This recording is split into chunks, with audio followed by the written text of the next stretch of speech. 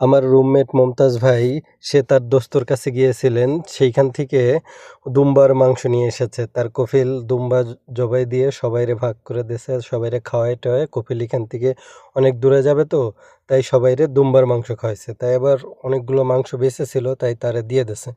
সেটা নিয়ে আসছে, সেটা আবার আমরা আজকে মনে করেন যে পাকায়ে ইচ্ছা মতো খাবো, মন মতো।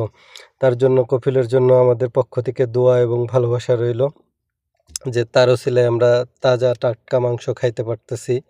রান্না করা হইতেছে অর্ধেক, আর অর্ধেক ফ্রিজে রেখে দেওয়া হয়েছে যে পরবর্তী রান্না করার জন্য।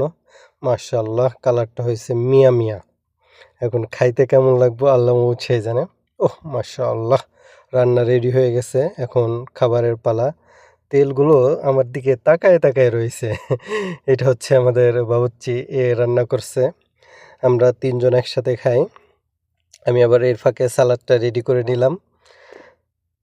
এর সাথে যদি একটু সালাদ না হয় তাইলে তো খাবার মজাই হবে না। যাক, আরেকটা সালাদও তৈরি করছে। আলহামদুলিল্লাহ, খাবারটা সেই টেস্ট হয়েছে, মাশাআল্লাহ।